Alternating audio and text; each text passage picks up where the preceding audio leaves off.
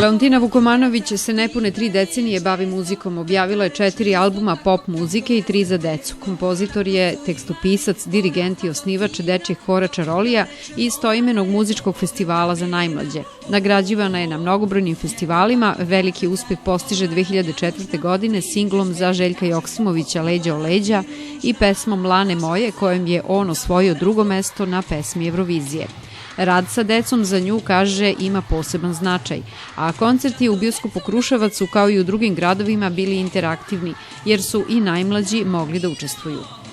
Ovo je prvi put da sada sa novim talasom popularnosti družim se sa mališanima, jer čini mi se da smo malo zapostavili domaću dečiju muziku u poslednjih 10 godina i zahvaljujući nekim televizijskim formatima ponovo se vraća taj neki interes za dečijim talentima i dečijom muzikom uopšte, pa eto, koristim i priliku da putujem po Srbiji i po Republici Srpskoj i Crnoj Gori, da upoznajem nove talente, nove mališane. Zapravo ovaj koncert i jeste zamišljen kao jedna interaktivna aktivacija i druženje mene koja pevam i svoje pesme, jer moj talenat je između ostalog i da komponujem, ne samo da pevam, a onda izvedem na binu i decu koja vole da recituju, vole da glume, vole da imitiraju, to su također neki specijalni talenti, a naravno i da pevaju.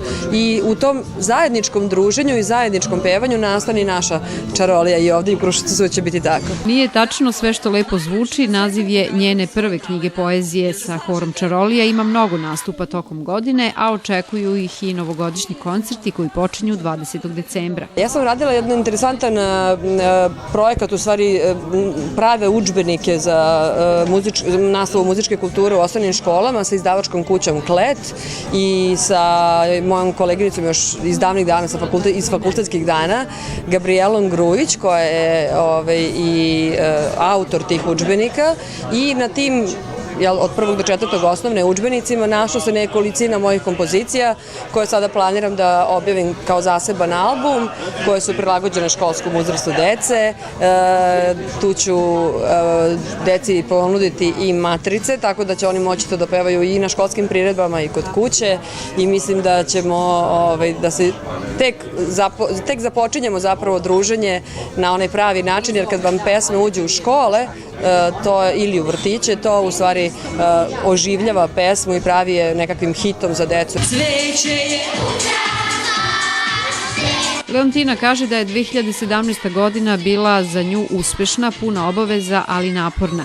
Prvi put novu godinu neće dočekati u ulici Otvorenog srca 1. januara u Beogradu, već u Petrovcu na moru kao domaćin večeri predstavljaće svoje kolege pevače Lepu Brenu, grupu Magazin, Halida Bešlića i druge.